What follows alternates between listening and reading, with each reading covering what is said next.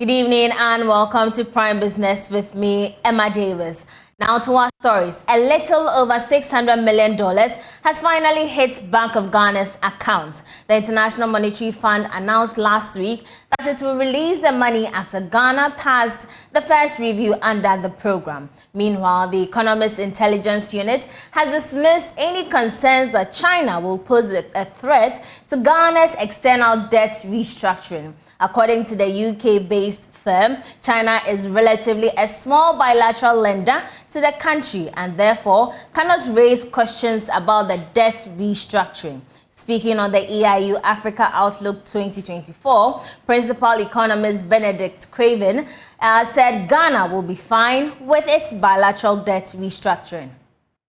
China's made one concession, which kind of relates back to comparability of treatment. China initially was demanding that multilateral development banks like the World Bank also share in losses in debt negotiations. They've conceded on that point. It was a non-start. But now China's asking, essentially, private creditors are asking China now, what's an agreeable comparability of treatment framework? And that's what we're not seeing from China yet. We're still in an early stage of understanding exactly where China's going to give and where China's going to put up resistance.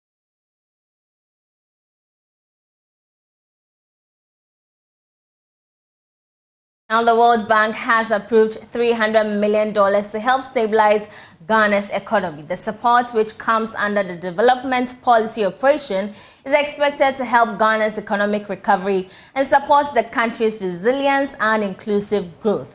George Riafe has been going through this brief and joins us in studio for more. George, welcome. Can you help us understand the basis for the support from the World Bank? So we understand that under the IMF program as well, when Ghana passed the first review, other donors are supposed to come on board and support the country.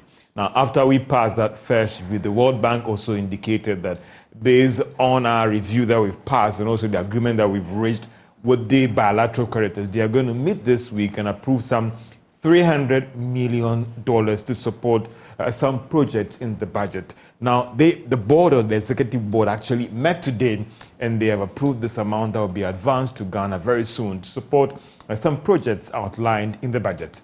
Any idea how this fund will be used, the projects will be used? Well, unlike the IMF cash that we knew that, is going to come in and support more projects in the budget and even the details, we are yet to get the fine details, the areas that these funds will be advanced to.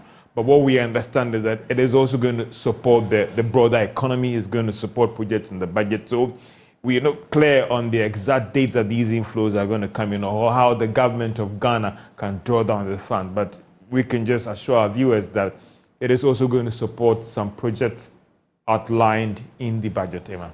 So we are not sure when we'll be receiving we don't have any fair idea about how the drawdowns can be done, but the interesting thing that has been approved, it means that just like what happened with the IMF cash, within the next 3 working days or even a week or even just tomorrow, Ghana can try or access these funds from the World Bank to support some critical projects in the budget and even the larger economy. But don't forget that what the World Bank has also said is that all these funds are meant to stabilize the economy. So if you look at some counterpart funding for ongoing projects as well, Ghana can draw down these funds to support some of these projects. So basically, it is going to help stabilize the economy and support other programs that might help to reduce poverty in the country.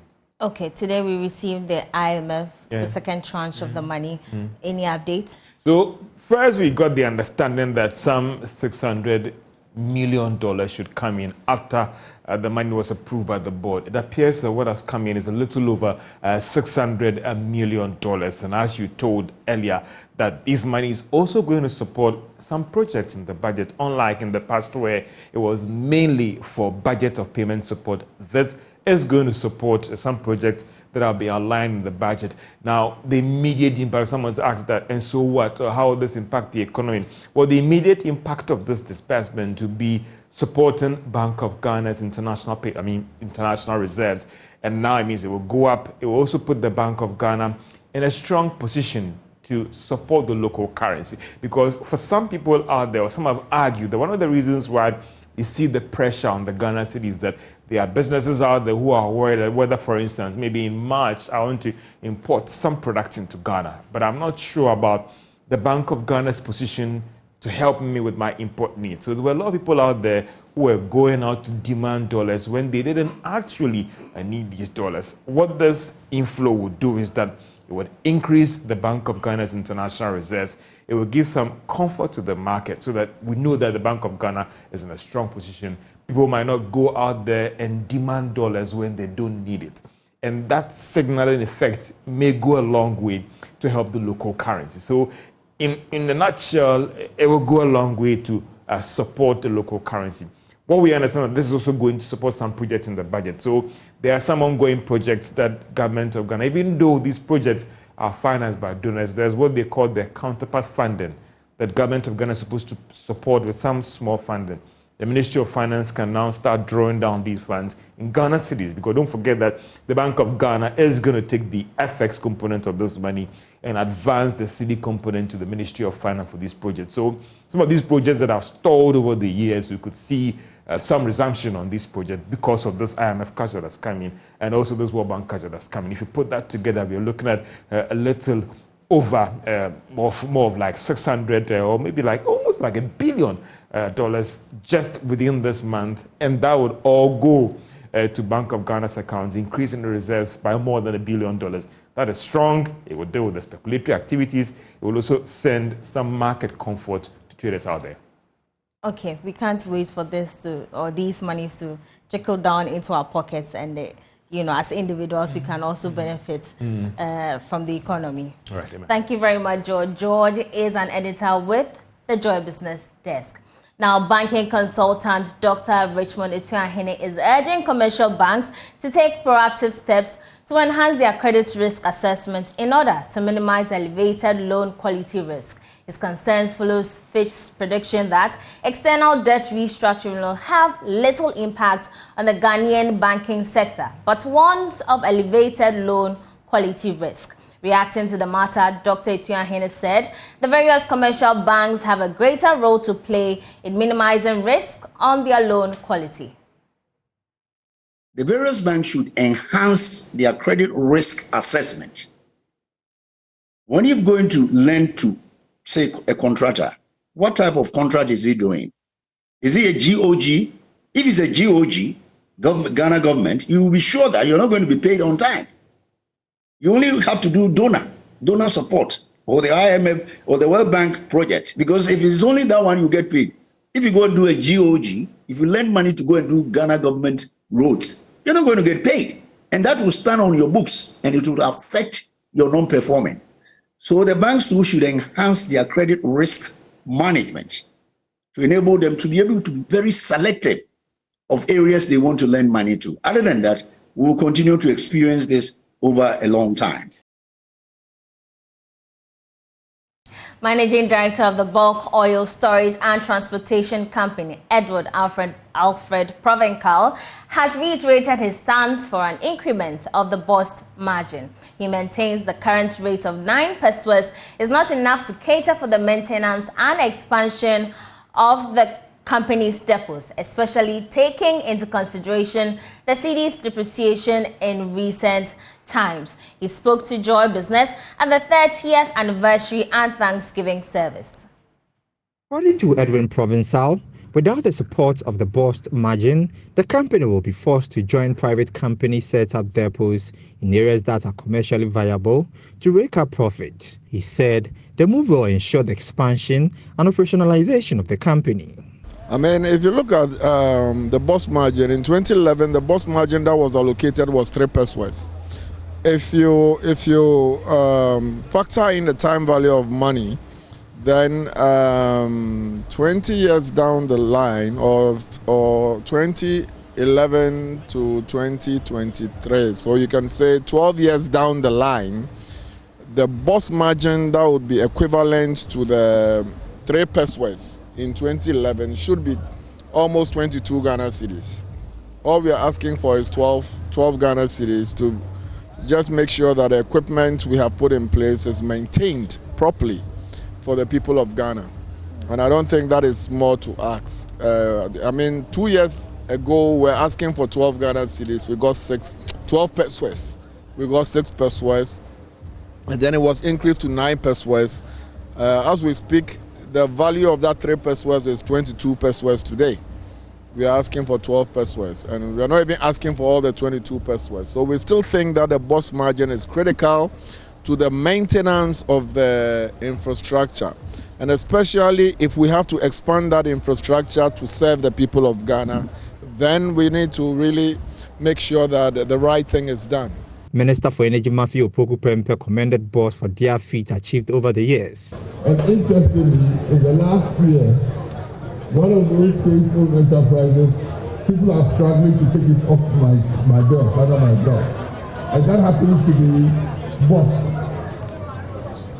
Siga calls me or writes to me every 2 months that I should hand over the shareholding of Boss to them Siga. Why? Success has many friends, right? Because in my same portfolio, in my pocket and under my belt, I have one institution called TOR. So when they come, I say, why don't you want TOR and you want Boss? They say, oh, TOR. They say, it tells me how Boss has been transformed under our eyes. Last year or last 2 years, when they declared profit, every headline that I read about it was saying that it was financial engineering, financial gymnastics, financial acrobatics. I was waiting for this last year's own because they repeated it for the second time, and now people are silent. The company says it will continue to reduce its trade liabilities. James Eshan's report for Joy Business.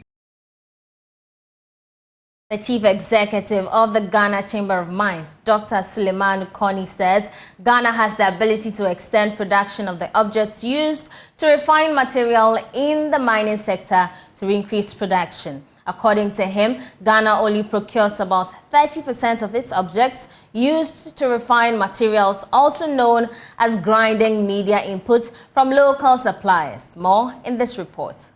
Statistics from the Minerals Commission indicates that local procurement of grinding media increased from over $33 million in 2014 to over $126 million in 2022, while true local procurement increased from over $30 million to over $46 million within the same period. This shows that local manufacturing of grinding media has increased only marginally, according to Chief Executive of the Ghana Chamber of Mines, Dr. Suleiman Koni. The data underscores the need for the country to improve the volumes of local procurement of grinding media. We are doing just a little over 30% of our requirement. That is procuring about 30% of our requirements from in-country suppliers. And we believe that we should be able to aim at close to 100%. And not just that, we are looking at the expanding opportunities within West Africa. We have a number of mining companies coming up in West Africa, and it's important that even as we are looking at local content, we should also consider regional content. And that's where the concept of Ghana being the hub for the supply of mine support services is actually important. So yes, we want to, like I said, charity begins at home. Let's make sure that we have the right products, the good quality, good pricing, and then on the basis of that, we should be able to explore the opportunities within West Africa as well. So yes, in the first instance, we want to consider the opportunities within Ghana, but then when above that, we need to look at what is happening within West Africa so that our manufacturers within Ghana can take advantage of these opportunities. The Director of Policy Planning and Minerals Titles Directorate of the Minerals Commission, Collins Enim-Saki, said it is important that the country finds a solution to increase local production in order to be able to export some of its mining inputs. One of the things that mining companies complained had to do with the quality of the grinding media which is being supplied to the mining industry. And for us, that is why it is important for us, and we believe in this workshop, that we'll be able to find, at least in the field of mining, in the field of soccer, winning formula has eluded us. But in the field of mining, we hope that we'll find a winning formula that will enable us to continue to procure grinding media locally and use them in country. The mining and quarrying sector contributed over 6.3 billion Ghana cedis in 2022 as fiscal payments to the state, excluding dividends. Away from the mining sector, government says it will provide financial and technical support to over 50,000 entrepreneurs and small and medium enterprises in the country. According to Vice President Mahamudu Bawumia, government, in collaboration with the Ghana Enterprises Agency, will create jobs, economic growth and prosperity for the younger population. Government says it is resolute in its programs to make the Ghanaian youth and their businesses economically viable and actors of socio-economic growth. The project has an ambitious goal to empower 250,000 individuals and support 125,000 with startup kits, as well as provide market access support to 50,000 businesses and regulatory support to 40,000 businesses. This really is an unprecedented initiative that we believe will create and sustain decent jobs for the Ghanaian youth, leaving no one behind. Trade and Industry Minister Katie Hammond reiterated his outfit commitment to supporting these businesses. The last time when we were here and the checks were flying like confetti, the whole place was full here. Today you don't have that.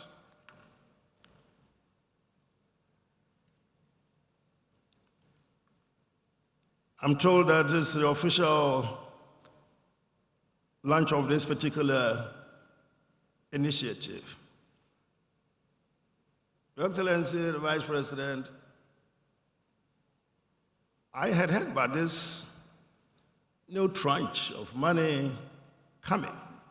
So I kept asking the Chief Executive when it was finally arriving. Chief Executive Officer for the Ghana Enterprise Agency, Kosi Yankee Ayer, said the outfit will engage their business advisors to monitor the growth of these businesses and entrepreneurs. In times like these, there's a temptation for the youth especially to feel like a victim. But today we welcome you all here to give you the opportunity to rewrite your story and also be the heroes in your story and be the master of your fate. We welcome you to the honored devotion of our government's unflinching support and resolve to partner with the right people, with the right ideas, with the right support and the right resources. So together we can build and strengthen the youth of this great nation for a future that has changed beyond our own understanding and comprehension.